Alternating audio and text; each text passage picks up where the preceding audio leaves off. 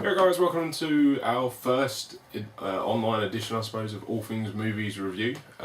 Today is going to be kind of the 2013 movie review. So, if you bear with us, we're just going to talk you through everything that's happened this year, what's not necessarily coming up next year, but kind of what we found good and what's disappointing and kind of everything like that with it. So, I suppose, Ian, what do you think? What was the best ones of the year?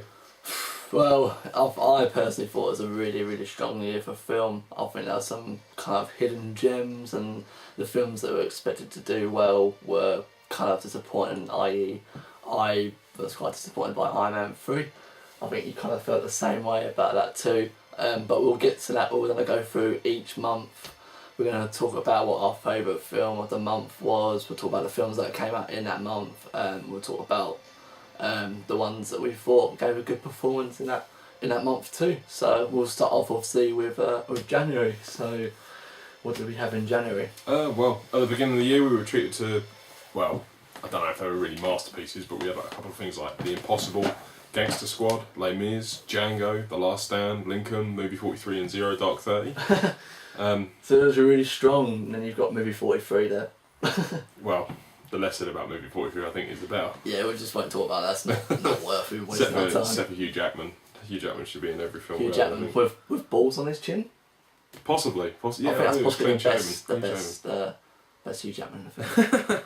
Yeah, it was not a bad month really. Well, that's kind of getting close to the Oscars of last year. You know, if you remember, you had Les Miserables that took a couple of Oscars. So Django with Tarantino winning his Oscar for best screenplay. I really liked. I did like Les Mis though. I thought Les Mis was really good. It had like some pretty good performances from. Hugh Jackman was pretty good in it. And I know you don't share the same opinion of me, but Russell Crowe he's my boy. He did really well in that one. Acting, he just can't sing, and this is a musical. I believe Les Miserables is a musical. But I really enjoyed Les Miserables. I think Anne Hathaway kind of deserved the Oscar for that film, and I think you've got a couple. Lincoln was the one I didn't really enjoy that much. I must admit, I didn't go anywhere near it. No, I didn't want to go anywhere near Lincoln. Too long for me, but undoubtedly, Daniel Day-Lewis was the best. Yeah, it doesn't surprise me. What was the best thing about that film? And it's Spielberg. Yeah, exactly. You can't really do it. I mean, The Impossible came out kind of pretty early. I think New Year's Day, I believe. Yeah. I remember seeing Impossible, and I thought it was a brilliant film. I thought that was quite unlucky to kind of miss out on some kind of nods at the Oscars. I thought it was a bit unlucky, I think, really, to be honest. But there was that level of kind of pretentiousness about it, like the whole idea, like, we're like holier than thou type attitude, and there's been a tsunami and we've got to like survive it, and it just so happens that, I know obviously it's like kind of got roots within like a true story, but it kind of did feel like they were just trying to make it almost just for the sake of it, rather than actually trying to prove something or trying to get that far in it. So I think, not too bad. I thought it was a good film. I mean, apart, Gangster Squad, and quite recently, I don't know if you've seen, but Josh Brolin's actually said that he doesn't like the end product of Gangster Squad. I don't know if you actually heard that. He said that quite recently in an Old Boy interview. He basically said that this whole studio just took over the whole film and changed it, and what the director had originally was really good. Obviously, we'll never see what that was. Let's face it, Josh Brolin hasn't had the best year for film this year, but no. We'll get to that eventually anyway. Old Boy comes up in December, we've got some time. Yeah. And before that. Zero Dark 30 though, probably the surprise, and yet took everything at the Oscars and just kind of did everything that it needed to do. That was January. Can't believe that was, a year ago now. But probably one of the best things you can actually see in the cinema. Yeah. Unbelievable bit of film. Especially incredible. The end scene when they've got they're in the dark and they're going to kill Bin Laden.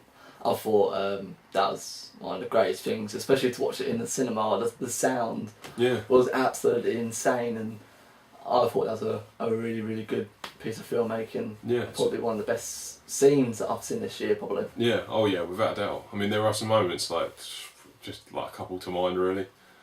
Probably Prisoners, kind of loved that film. Had some really cool set Or pieces. when DiCaprio breathes to you, that's Basically, normally DiCaprio a good and everything he's scene. in, and everything. Just thank God for Gatsby. Yeah, love Gatsby. Brilliant. Basically, January wasn't a bad month. It really wasn't. If you really think about it, obviously you can't forget Django. That was probably one of my favourite films of the year, but we'll get to that towards the end. But Django's hard though, because in America obviously it was released in 2012. Over here it was released 2013. Yeah.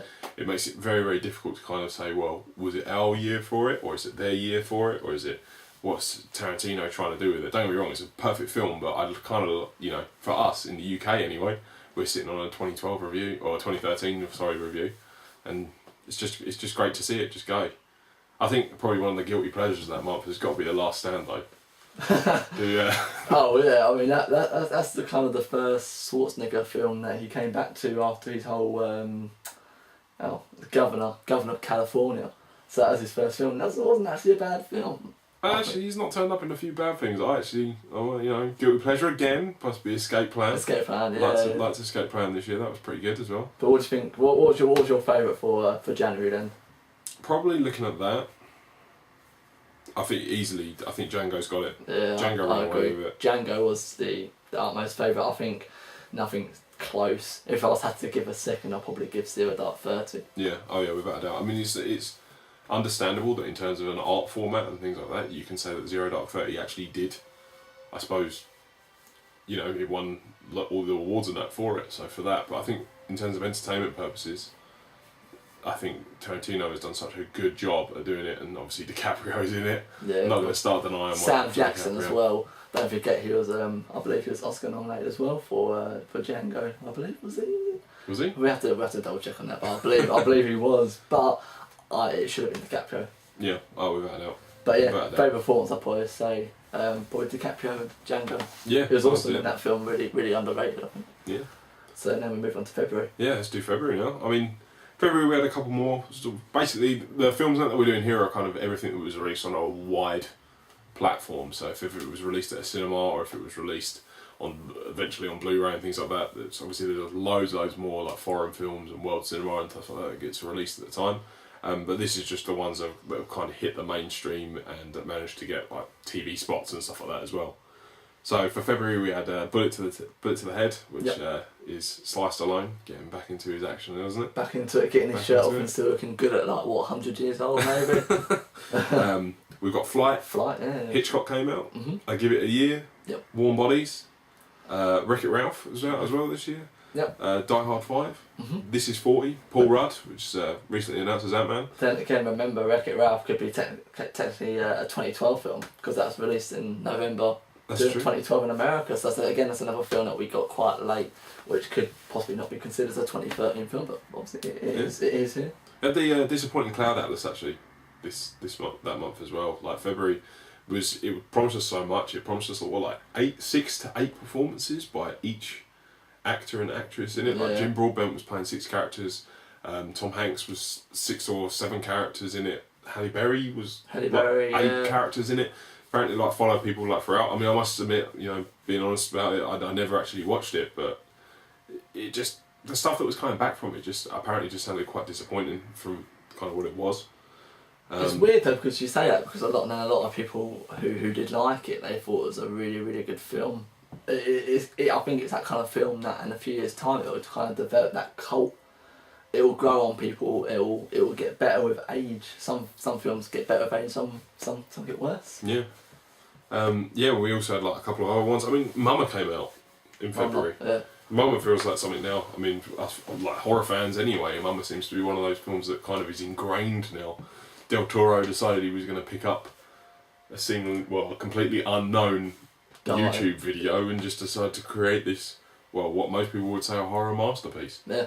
Probably one of the best. Well, exactly. It was probably the year of horror. We had some really really good horror films this year, and Mama was kind of the start of that. As the start of the good trend of horror films. And given the recent 15 rated horror films, and that's not that bad. I mean, half of our list of horror films, you know, I suppose you had Your Next, which was an 18, but when you look at The Conjuring, when you look at Insidious Yeah, 2. Insidious 2, this year 15s. I mean, this was like, we'll go back to 2012, you had Woman in Black, which was 15. Mm-hmm. You had all those that were all coming out, all 15, so it's quite a nice thing to see that it's kind of a genre that's just slightly opening up.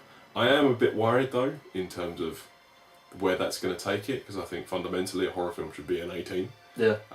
But, you know, on the flip side of it, I think you kind of got a good pattern developing, because it allows more money. I mean, look at James Wan, the man makes money from, well, what was the statistic? Insidious 2 was made for $1 million. And it made like 85 million, something crazy like that. Exactly. It's not a bad little... I mean, I kind of agree the whole 15 thing of the horror. I believe, if I think of a 15 film at random, it's either a comedy or a thriller. But I think they've done quite well to kind of move, kind of like the old school kind of horrors that were all 18, like Nightmare on Elm Street and Halloween. They've moved into like a 15 kind of genre and make them a bit more accessible to a lot more people, and they still do quite well making a 15 rated film. Yeah, horror. Exactly. And then we had, I suppose, Hansel and Gretel came out as well. I mean, a bigger DVD release than I think it had in the cinemas itself, but... I don't think it did that bad at the cinemas. No, it's not too shabby. I mean, I think it's one of the films as well this year that I kind of wanted to promise myself that I'd catch up on. It's not the worst looking film in the world, but it's definitely not one that I would have ran to the cinema to see, or, you know, forced my way out of seeing, you know. But, I mean, February wasn't that bad a month. I mean, when you look at that... Yeah, especially something like Hitchcock and Flight, which were, you know, not a lot of people actually saw. Hitchcock was kind of just completely shunned and pushed out of the way, and I actually really, really enjoyed Hitchcock. I thought Hitchcock was a brilliant film. Flight was pretty good as well. Production values of Flight was fantastic. But then again, I think if you take Denzel Washington out of that film, it's kind of an average film. It's not the greatest film. It's not one that you'd consider a great of the year. It's a performance that carries a film, which you get quite a few of that. But yeah, I feel that was one that kind of just got carried by Denzel Washington. Yeah, well, that's not too bad. But Die Hard 5. February wasn't too bad. Die Hard 5. We should forget about that. Well, yeah, we should. We won't talk about that. that film, it just wasn't great, really, was it? I mean, everything about it, which made the original so great. I'm a big believer in the fact that CGI, this whole idea of CGI has gone too far. I think that we should really start scaling back and start looking at things. I know, unfortunately, it doesn't make some films a bit more expensive. But, I don't know, I don't think you just get that idea. I mean, you just got to look at, for instance... Well, look, let's take it back to Die Hard 4. Die Hard 4, they actually did drive a car into a helicopter. That's not a bad little thing to do, but when you kind of force other stuff into it and bring in John McClane's son, it just... Next thing you'll have is our uncle coming into the next film, his grandma coming with a walking stick, and... All of a sudden he's got a lost twin. I think Die Hard 5 was I think that kind of proved it's a dead franchise. It's something that's not making money anymore, and it's just not... It was a 12A as well, and the first Die Hards were all 18, and it went from 18, 15, 12A. It's just losing what it really was, the original concept, and I just believe this whole action kind of big macho guy like Bruce Willis or Schwarzenegger, just people aren't attracted to that anymore. They want superheroes of sci-fi and alien ships. They want that in films now. They don't want a big macho man. If you look at all the films this year, when you've got big people who've considered to be like an 80s action star, they just don't make money anymore. No, it's all right. People avoid it. So out of that month then, what would you say is good? What would you say was bad?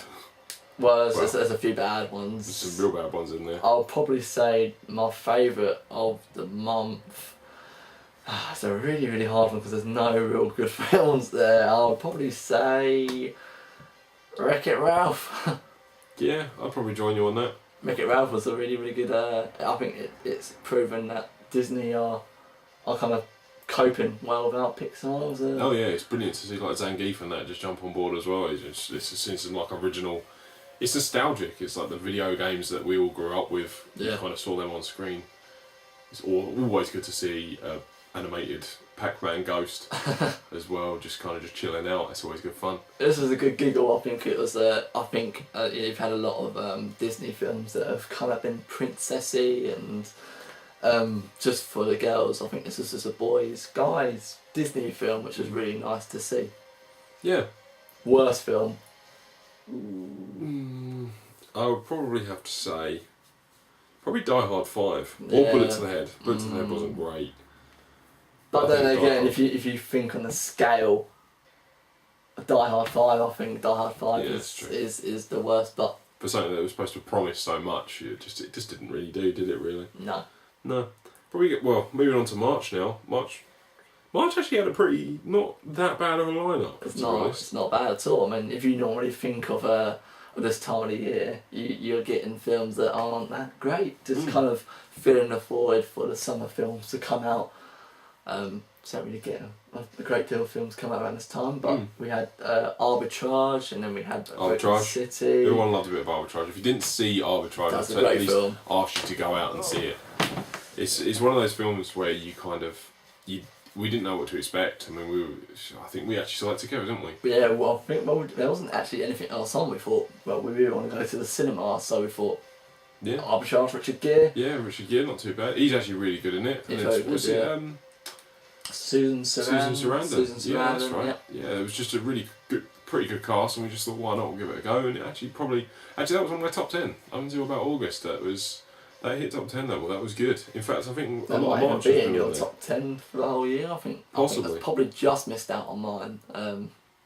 But I mean, to be fair, I mean, looking at the list of what we've got, Trance is on there, which is also on my top 10. Trance is good. Side Effects, brilliant film. That was on my top 10.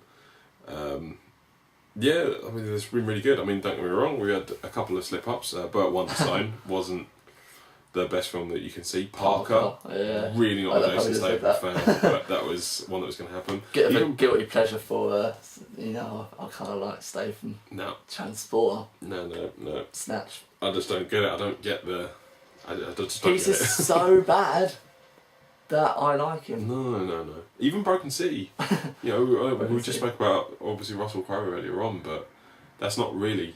It's not a great film. It's a very disappointing film. It's something that's supposed to be really good, really... If you really think, at the level of Broken City, they were really trying hard to make it serious, and you had Mark Wahlberg and Russell Crowe, who have both got the ability to act well, obviously. Russell Crowe winning an Oscar, and Wahlberg being nominated, so they're not the worst actors. It just didn't gel, I think. No, didn't gel at all.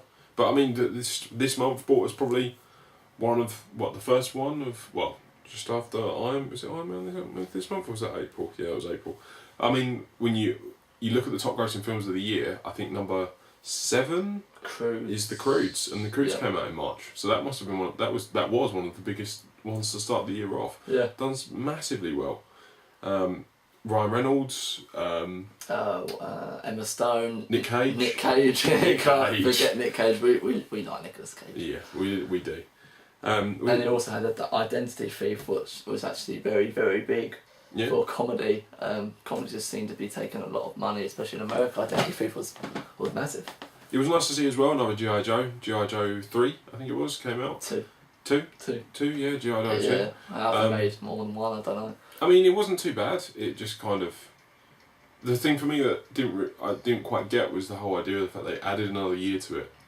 Added another year to put it into 3D. Just didn't kind of make much sense. And there was a lot of rumours and that going around that it was restructured because they killed off Channing Tatum, and then they showed like a video of it online or something to loads of people, and it was such an outrage that he was killed off that they have actually completely refilmed that part of the scene or something to that effect. Well, I think at that time they were shooting and then they killed... Well, spoiler that side. They killed Channing Tatum off early, and at that point Channing Tatum wasn't really a big star. Also, you remember last year we had 21 Jump Street, which he was in, and around that time they were filming that. And then they didn't realise how big that was going to be, and that kind of threw him up the pile of popular actors. They wanted to see more of him. Magic Mike, yeah, I completely forgot about Magic Mike. Yeah, that just came out. Oh, then he had that film, The Vow, that came out. Yeah, The Vow, yeah. I didn't really mind that, to be honest. That way. But I mean, looking at that, I mean, it's definitely Side Effects is one to talk. If you've seen that, if you do, well done. But if you've not seen it, you've got to get out and see that. Also, you had Oz. Oz was absolutely humongous as well, and yeah, I didn't Oz did actually really get well. bad reviews because it looked fantastic in 3D too, and you had Sam Raimi directing. You can't really go wrong apart from Spider-Man 3 with Sam Raimi. It's not. Sorry, what was that film? No. I didn't say No, that. Spider-Man 3 doesn't exist. I didn't say. No, but I mean, it's not. That wasn't really even a bad month either for I can't remember his name. Oh, Franco. James Franco, not a bad James month. Franco, yeah. I mean, when you look at other films as well, I mean, you've got Trance and Welcome to the Punch. Trance was brilliant. Watch Trance. Trance was. Did you see Trance? Yeah, we saw it together. Yeah, we did actually. Together, Yeah, no, Trance was a really good film. I really liked that. Really good, filmed beautifully. It was Danny Boyle. Danny Boyle, I thought Danny Boyle, it's good to see him do something like that again. I mean, 127 Hours was a really, really good film, and I wasn't a big fan of Slumdog Millionaire, and I feel it was a kind of return to form for him to doing what he does best, really. Those kind of, really British, quite gritty, yeah, but an not underside, like twist. an underbelly to it, doesn't it? Yeah, it was, you'd watch the trailer and then it was just nothing like what you thought. When we came out of the cinema, we just thought, that's just a really, really clever film. Yeah, it was just really, really good. What would you say, best film of that month? That was a strong month. Trance. Trance? Yeah. I haven't seen Side Effects. I'm one of the people who haven't seen Side Effects, so Trance, I'd say, is probably... I think Trance just about gets it. I think it does, because it was so good, and the end of it was so good, and it was just a very, very clever film. But I think Side Effects is kind of, it's dug its heels in, and it's still up there, possibly. I just can't make up my mind, really. Yeah. Oh dear. April, not too bad. Quite a quiet month, really, because obviously you had... You say quiet. Only film on the list that actually made like 1.2 billion or something. Isn't too bad. It's the only film that's actually hit $1 billion this year so far, but obviously that's not taken into account if Hobbit hits it. But you had Dark Skies, which I did not like. It was just a bad film. It was just completely unoriginal, and kind of ripped off a lot of films, and I just didn't work for me really. I didn't enjoy it. Did not like Spring Breakers. No, we didn't like Spring Breakers. Did not like that at all. I think we kind of went into that, reading great reviews, thinking, well, this is going to be a great film, and we watched it, and the highlight of that film was watching James Franco sing a Britney Spears song terribly, and then turning the film off when it finished. Yeah, that was an awful film. I hated that film. I think we all both hated it. In fact, the person we even watched it with hated it. Yeah. So, she didn't like that at all, did she? She didn't like that. We don't actually know a lot of people who even like that film, so we're not in a minority there. Yeah, true. I think there was a couple of surprise ones, actually, in that month. Oblivion I actually really enjoyed Oblivion. Yeah, I want to see Oblivion. There's a couple of Tom Cruise films that came out. If I remember, The Tailwind of 2012, there was Jack Reacher. I've still not got around to seeing that yet. That's really good. I enjoyed that. Just think that Tom Cruise has just kind of is having like a bit of a moment at the moment. I loved Ghost Protocol. Yeah, loved Ghost Protocol. Great, yeah. But I mean, you're looking at that like nearly being 2 years old now. Yeah, it's insane. Which is mad, it? and you kind of think, okay, so Cruise has pretty much dominated in that amount of time. It's actually a bit weird for him not to actually see him on a Boxing Day release. Yeah. Instead, we're treated to what we will be talking about later on, Walter Mitty, which has had the best reviews at the moment, but I'm sure we'll get around to reviewing it at some point. And of course, the greatest 47 Mariner with Keanu Reeves. Keanu Reeves. Place Beyond the Pines. I know you haven't seen Place Beyond the Pines, and I thought it was a very, very good film. I saw it at the cinema, and the only problem I had with it was that it was too long for me. Yeah, it's got like a 2 hours and a half running time or something. 2 hours 20, something like that, and it's done in 3 parts, which in a way does kind of help it carry itself. It doesn't get boring with the same old story for that time. It is three different stories, and I thought Bradley Cooper was really, really good in that film. I even went to say when I originally reviewed it that he should be nominated for an Oscar for Place Beyond the Pines. He was that good in that film. But I think a lot of people went into that film, especially girls who like Ryan Gosling. Don't get me wrong, I love Ryan Gosling, but girls go to see films with Ryan Gosling with one thing in mind, just to see Ryan Gosling. That's why. Yeah. A certain someone we know didn't like the film. Because something happens to it, we won't ruin it for you. I think actually this is the point at which we can actually say probably one of the greatest disappointments of the year so far. Iron Man 3. Yeah. We know the odds are a lot of you probably out there saw Iron Man 3. I mean, you can read our review on All Things Movies. It just wasn't the best film. Really wasn't. For me, I adore the first film. I'm going to go out there and say, just because it hasn't been released yet, that Iron Man 1 is still the best standalone other than Avengers. It's still the best standalone Marvel film there is. Don't get me wrong, I love the other ones, but it just is just head and shoulders above the rest. I'm hoping, and from what we've seen of the new Cap, I think Captain America 2 will kind of be the next thing to just destroy it. We'll get so good, awesome. I'm just so excited for that film. But at the moment, I think it's Iron Man that still holds that title, the first one. I didn't like what they did with the Mandarin. This is spoiler alerts, by the way. Mandarin's character completely trounced. It just really wound me up. I just think they were trying to be a bit too clever with it, really, and it backfired. It worked for people who didn't really understand who the Mandarin really was. I mean, in the comics, if you know the Mandarin, you'll know. But if you don't know, the Mandarin is the greatest, probably the greatest villain that Iron Man ever faced. You could probably compare him as the Joker to the Batman. Yeah. Probably as close to that. Obviously, with us knowing what the Mandarin's backstory is, we just didn't like it, and we thought it was a bit of a... I felt it was a bit of a cop-out, really. Bit of a cop-out, yeah. I didn't like the way that it kind of all focused on the whole Iron Man from Avengers onwards. Like, for me, it was... I wanted to see the original suit. I wanted to see the original, red and yellow, let's get Iron Man back on it again. Yeah. I didn't like the idea of the whole idea that there's this new suit, this prototype suit, and then he's stuck with that prototype suit and things like that. You kind of, you want, at the end of the film, you want to see Iron Man be Iron Man. You want him to be as powerful as he possibly is. Yeah. And you want his suit to be at full power, and you want Robert Downey Jr. Don't get me wrong, Robert Downey Jr. in that film is incredible, but I just kind of felt like there was just not the story that I wanted from Iron Man 3, especially if rumours are to be believed. This is Robert Downey Jr.'s last effort as Iron Man. As Iron Man. In an Iron Man standalone film, I mean, he's obviously going to make an appearance in the Avengers.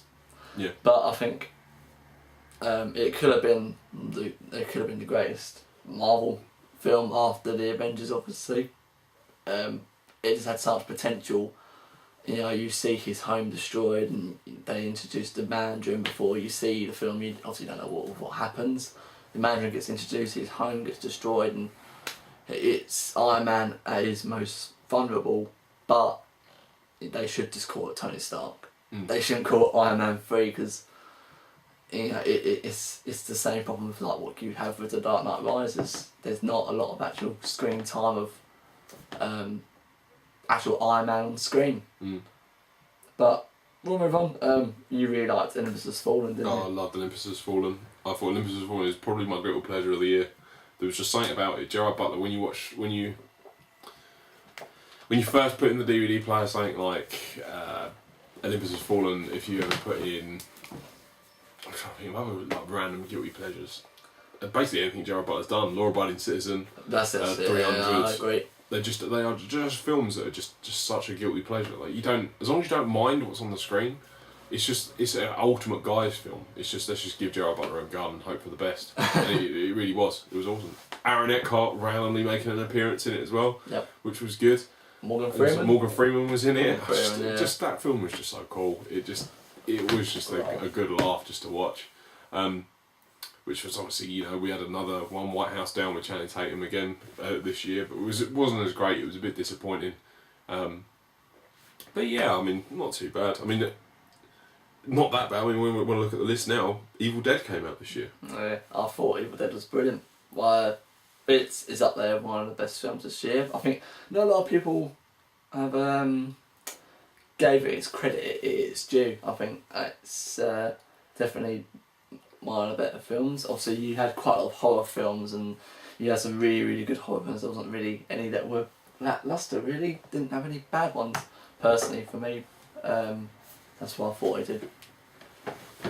I just thought it was a really good remake, and they kept it true. They kept it to an 18, so they kept the gore, like we said earlier, with horrors. They should be 18, and that's why I think it's one of the better horrors this year. Yeah, definitely. But yeah, that wasn't really a bad month, really. I mean, well, I know your favourite from that one's got to be Evil Dead. Yeah, Evil Dead. Yeah, I mean, obviously, I'm just looking at my shirt. I'm quite a big horror fan, so Evil Dead was my film for April. I probably would have to say Olympus Has Fallen for me, just because it was just one of those really random ones that I just really enjoyed.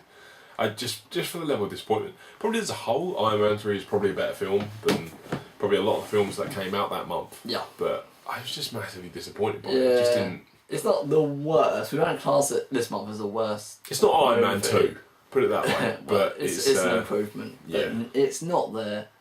Especially, the first Marvel film to come out since The Avengers. Everyone was expecting a lot. Yeah. That's why it obviously made a lot of money, but that's not the worst film, but I think we both agree that was the most disappointing. Oh yeah, without a doubt. Probably the most disappointing of the year, to be honest. But we'll move on to May. What do we have? May was probably... It wasn't too bad. It was kind of... We spoke about this already, like... It's kind of... This year was like a year of sequels. Yeah. So all of a sudden you're introduced to stuff like, Star Trek Into Darkness, Hangover 3 was out, Fast and Furious 6 was there. This was kind of a bigger month for your sequels. Personally, for me, one of my highlights, I loved The Great Gatsby. I loved Gatsby. DiCaprio again. Still one I haven't caught, but love it. Everything about it is just a beautiful looking film. It's just really good. I mean, there are a couple of moments in it where you're kind of watching it, and there are like several kind of continuity errors with the film, but then there's other parts of it. I mean, that Joel Edgerton guy in it, he's in it. Yep. Carey Mulligan is in it. DiCaprio, Tobey Maguire. Yeah. I mean, if you have as well, if you've seen the Blu-ray, go to the added features of it, and you can see like Tobey Maguire's like footage of his backstage stuff, and it was really good as well. I just loved it, but I think it's got to be this one's got to have been taken away with Star Trek. Star Trek Into Darkness was the film that month. Oh, without a doubt. No, I don't think there's anything else that comes close to it, really. Again, it was quite a big month for films that take a lot of money. Gatsby took a lot of money. Star Trek, Fast and the Furious 6 took a lot of money, and well, that was third highest grossing. First highest grossing in the year, and The Purge actually, it didn't take obviously the biggest amount of money, but it's probably one of the most profitable films, and it's been given. I didn't mind. It's been given a sequel, wasn't it? It's been confirmed. I mean, I thought The Purge was alright. It was kind of one of your. There was a lot of issues with The Purge, but it had a great central villain. That blonde guy in it is really, really good. It had a good idea, because I think it's one of those odd situations where kind of the film is just so random and it's so different. It's all based on the kind of the life of, well, not the life of, but a world that kind of, to eradicate as much of the crime as possible, it allows for a 24-hour period where crime is pretty much, you can do anything. You can murder, you can steal, you can break people, you can do whatever you want. But again, this is the kind of film that can start off a whole new franchise. Yeah. Not of horror, but kind of it's kind of an action horror. It's something that you're not really going to get scared of. Would you agree with that? Oh yeah, I actually think if you were going to take The Purge to a second level, I'd probably say, well, instead of being inside the house, like Ethan Hawke and that are stuck inside of a house, and then they're kind of, people are trying to break into it. You could almost make it found footage.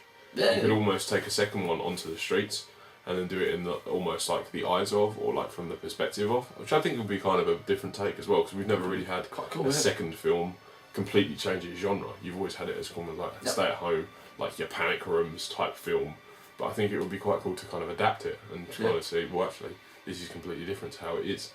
Hangover 3. Yeah. I mean, the first Hangover is probably one of the best comedies in recent time, and Hangover 2 wasn't great. No. It wasn't bad. It was average. The third one just looked like they were tied to all tied to a contract to make this third one, and just wanted to do it, get it out of the way, and move on with whatever they're doing. Obviously, Bradley Cooper's too good for a film like Hangover now, personally, I think he's really upped it. He's a terrific actor, obviously, with his performance in Placement of Pines, and last year Silver Linings. You go further than that, yeah. Like you say, you really like Silver Linings. I wasn't a massive fan, but I really liked Limitless. He's had just some brilliant stuff just come out on screen recently that kind of just really nice to see. I just realised that he's in Yes Man as well. Yeah, he's Jim Carrey back in the day. Wedding Crashers back in the day, so you know you might as well just say that he's kind of done really good to kind of just develop it. But yeah, like Hangover 3 wasn't really that great. I mean, there was a couple. Most of the gags were kind of running gags, and they were kind of repeating themselves. Just bringing up the whole, I know it's the whole thing for the film, but they just bring up the whole Wolfpack thing and them going back to Vegas knowing what happened last time. It's a bit cliche. It wasn't really even a hangover. No, it was more of a just a story rather than anything else. We can go back just because we can, and people will still see this film again. But it didn't really make a lot of money. I think people were smart not to see it, and they were bored of it. I think it. You know, once you go too far with comedy, it sometimes it's good to just have that original comedy and not have a sequel. But we'll talk about another one that we kind of have mixed views on. We'll talk about that, and that comes in December of Anchorman 2. Oh yeah. But when it comes to that, we'll come to that. But with May, Star Trek's got it. Star Trek, yeah. Star Trek's got it. Great Gatsby, brilliant. I love Great Gatsby, but Star Trek has got that. It was just brilliant. Abrams has done a really, really good job bringing it all back together again, bringing the cast back together. Yep. Just really nice to see. Just a lovely looking film. I mean, I haven't seen the film, but personally, it does look a beautiful film. Oh, Gatsby. Yeah, Gatsby. Yeah. But I'd probably say the worst is probably. Again, it's not really disappointing because the second one wasn't good, but Hangover 3 was probably the worst. Yeah, or Byzantium. We didn't really go much into Byzantium, but or The Big Wedding. Great. I mean, I've already done an article, if you check it out on our blog website. I did an article about why Robert De Niro makes really bad films now. Yeah. Also, I'm probably his greatest fan. He can back me up for that. Yeah, I just don't agree with his film choice. No. June and July, like huge summer we actually had for films. Yeah. Like, you know, if we go moving on from like Hangover 3s and all things like that, we came to A Last Exorcism to Part 2, Before Midnight. Big fan I did that. like Massive fan. Possibly favourite film of the year. Favourite film of the year. I've said it. Wow. I loved June, it. He's announced it. Richard Linklater, the man, can do no wrong in my eyes. Recently just watched The Scanner Darkly again. Love Before Midnight, Sunrise and Sunset. They're just perfect films. Who'd have thought you could have like a 2-hour film where you're just having a conversation with people? Wow. But June bought that. It also bought the much anticipated Man of Steel. I think that's probably the most anticipated film since they announced they're doing a reboot. Yeah. I think Superman Returns is 2006, maybe 2007. Yeah. So we've been waiting a long time for another good Superman film. We haven't had a good Superman film since the obviously the first original Superman. Yeah. Henry Cavill, brilliant, or Cavill, whatever way you describe it. Brilliant. Zack Snyder back on form for me personally. Yeah. Hans Zimmer, just coming back to hit up some soundtrack. Russell Crowe again. Russell Crowe, which I actually really liked. What an incredible year that man has actually had.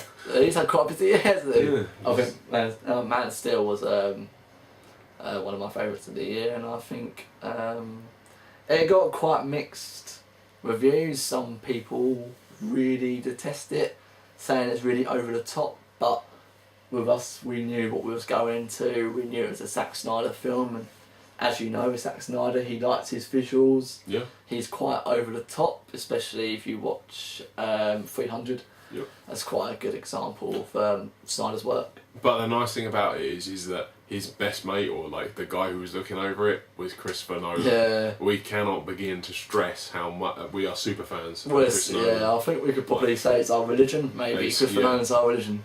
But he's stamped on it a little bit. I mean, we've kind of talked about Zack Snyder before, of how promising of a director he really is. He started with Dawn of the Dead, and then he did Watchmen, and he had 300, and they're all very good films. And personally, I didn't like Sucker Punch, and he did that Owl film, that animated Owl film. The Guardians. The Guardians: The Legend of an Owl. Oh yeah, something like that. I feel like he was dropping, and I think Christopher Nolan kind of got him back.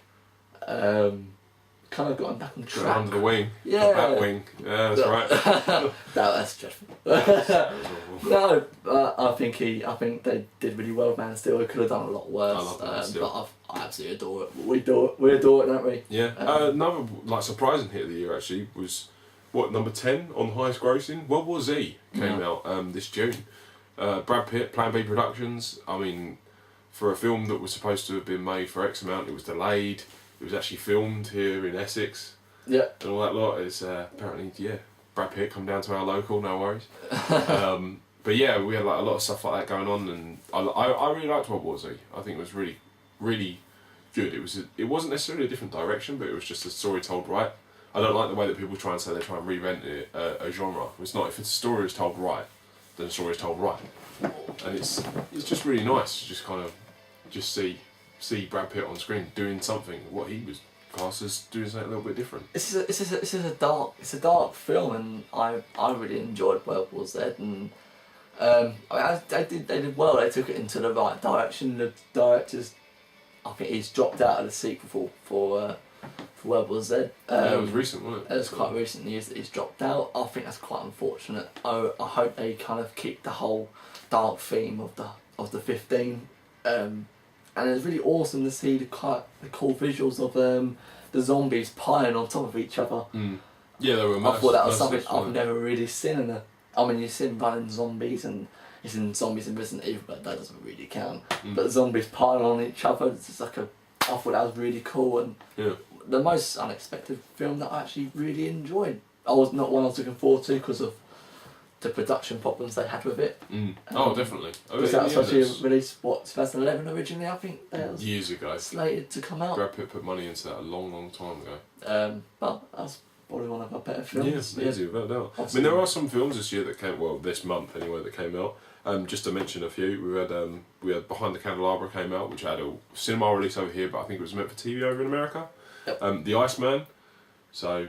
I enjoyed that. Yeah, big Shannon fan. 2 this month. That's not too bad. Mr. Shannon had done it. Much Ado About Nothing. So we had Josh Whedon make an appearance this year. No one really knew what was going on. It was filmed in his house, which I quite like the idea of. But it's one that I want to go and see. It's like Shakespeare and all that lot. So why not give that a go? There has been some real terrible films made this year, like some really bad ones. Yeah, we talk about horrors. Last Exorcism Part 2 was probably I think it was the worst horror film released this year. I'm a big fan of The Last Exorcism. Didn't it get thrown into limited release?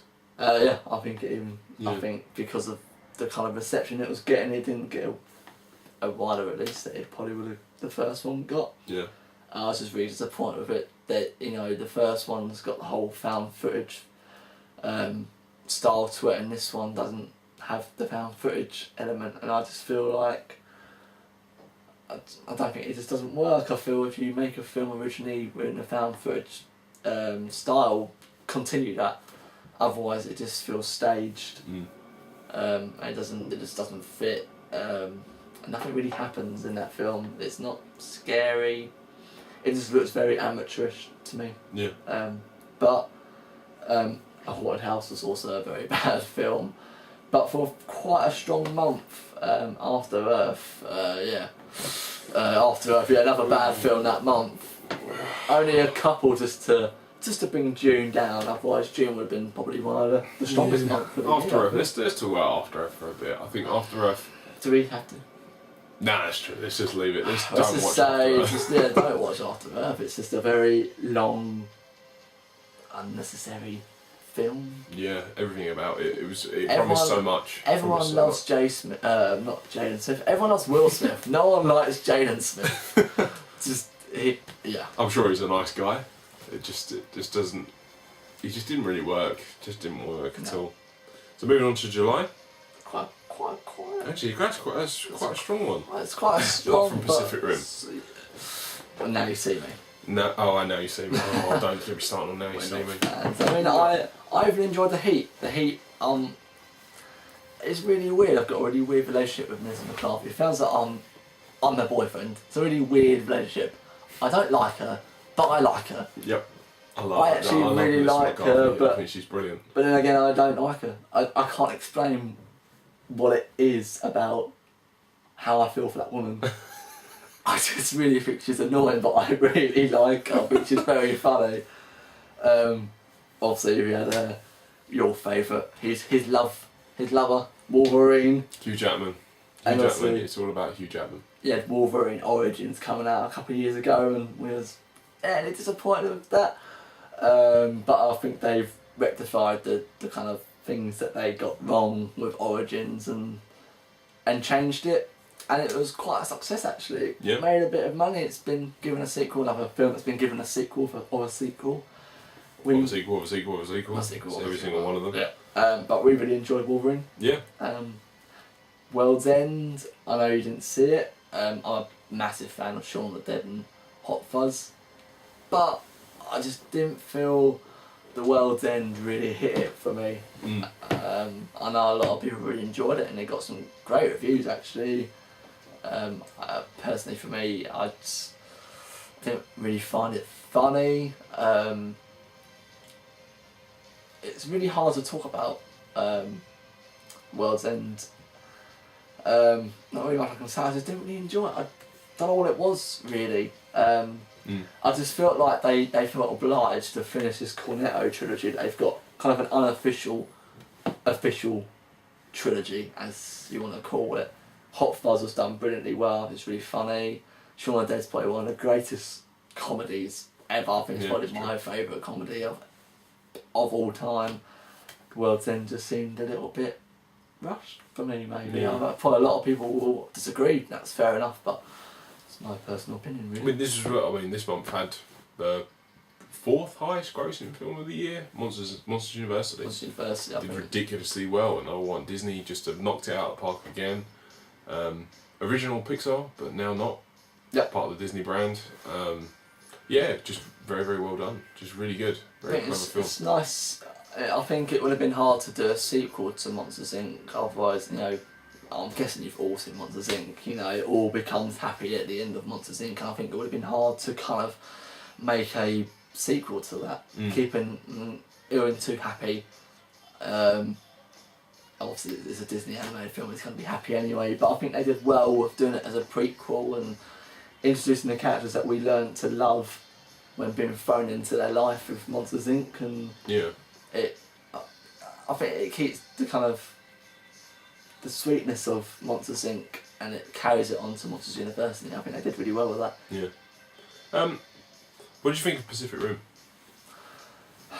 It was a weird one because personally, we wasn't really looking forward to it, were we? But then we kept seeing a trailer for it and we thought, actually, robots versus aliens or monsters, whatever you want to call them, it looked like a really, really cool concept, and we don't mind Guillermo del Toro, we don't mind him. Pan's Labyrinth, was a brilliant film. good film. Mama, apparently supposed to be really good. He was involved with that, but for me, it didn't really hit the mark. I think there's a lot of problems with that film, running time. Cliche. It's horrible cliche to the film, like in terms of, oh no, this guy is clearly, I've been out of retirement for 30 years, and yet it was so obvious that, something was going to happen with him. Idris Elba, recently has had unbelievably good reviews. Look at his TV shows, Luther. Recently Mandela come out next year. Everyone's raving about him, but for some reason I just didn't like it. Everything about that film, it just kind of felt like acting was horrible. The CGI was it's a film very beautiful. A 14-year-old, I think. If you're getting a 14-year-old kid who's got, I've got a spare tenner this weekend, I'm going to go see Pacific Rim in the summer and summer holidays, and I think there's a lot going on. It's kind of being given a plate of food and then someone just, I don't know, slapping an egg around your face and then just throwing a whole supermarket's worth of food on your plate. You're just like, well, what do I eat first? Yeah. That's probably not the greatest description of Pacific Rim, but wasn't great. Just trying to explain, it's very mushed. And I don't think they showed enough of the fights, and there was too much. I think they just tried to make you kind of love the characters, and when we just want to see monsters fighting aliens. That's cool. That's what we want to see. So Charlie Hunnam? Oh, Charlie Hunnam, yeah. And yeah, Ron Perlman obviously make a random appearance in there. Obviously, but Del Toro loves him, Hellboy. Can't forget true. That. So, but obviously, talk about what was your favourite for July? It's a hard one, isn't it? I've got my Wolverine. Yeah. Oh yeah, I think we've agreed for the last 4 months now. Hugh Jackman. Yeah. Oh yeah, we've had some serious ones. Yeah, just brilliant. Love Wolverine. Love Jackman. Les Mis is beginning of this year as well. Yeah. Unfortunately, he was in movie 43, but he's regretted that recently. I think, what was it? There's like an interview or something in like Empire magazine or something like that, where I think pretty much just turned around and said how much he regretted it, which was just brilliant. I like that. That was good fun. Probably the worst Now You See Me, probably. I hated Now You See Me. I think actually the best I don't talk about Now You See Me is the best. I love Jesse Eisenberg. I love Woody Harrelson. I love everyone that is in that film. I just don't understand. I don't understand why you're going to have a film about magic that uses CGI. That just takes away. It just takes away everything. It's okay. It's okay. Well, I think we better move on. Okay, so we've got August, another obviously the closing month for the summer. Yep. And again, like we was talking just before this, we was talking about how kind of summer has changed. Back in the 90s, you'll get the summer and it'd be packed full of your summer blockbusters, you know. But now, you know, if you look at it, you've got The Conjuring, which is a horror. Mm-hmm. Only God Forgives isn't really a summer blockbuster. Grown Ups 2 is a kids film, and Lone Ranger. Two Guns. There's nothing, really and another horror. You had Your Next there as well. You know, it's not really, I don't know if you feel the same, but I kind of affiliate summer as action actually films. Blockbusters. That's the big one. So it's almost like that make Iron money, Mans and your Avengers and your Batman and your everything like that. Also, you had Iron Man, Fast and Furious, Star Trek out before summer, and then you had stuff like Hobbit and Hunger Games after summer. So it just kind of shows how much films kind of perform outside of summer now. Obviously, Conjuring. That's one of my favourite films this year. I loved Conjuring. Conjuring was really, really good. Very well made. Well, you probably disagree. I'd say James Bond's best so far. No. Saw, original Saw film. Everything after Saw 1 is awful, but Saw 1, for me, is James Bond at his best. That is magic. That film is so good. But he hasn't seen Dead Silence. Not a lot of people like Dead Silence, but Dead Silence is a very, very good early James Bond film. If you haven't seen it, go see it. It's a really, really creepy film. About 2005, maybe 2006, around that time. Only God Forgives, coming from Nicholas Winding Refn, director of Drive and Bronson. Great back catalogue. I really liked it. I described the film as, in my review, as a Marmite. You either like it or you just absolutely detest it. And I really liked it. No. This is, for me, one of the biggest disappointments ever. This isn't just 2013. It just, after Drive, you kind of assume that this man can do no wrong. He can just create masterpieces. Only God Forgives was one of the worst things in the existence of man. It just should not be a film. I don't know. I like Ryan Gosling. I like the director. Everything about this film is just wrong. Don't get me wrong. It's lovely. The way it's shot is lovely. The colours that they use, the textures, the sounds. It's beautiful. I just didn't get the point of it. No. Everything. No. This is probably the biggest film on the whole year as a whole that we just disagree on. Completely disagree on.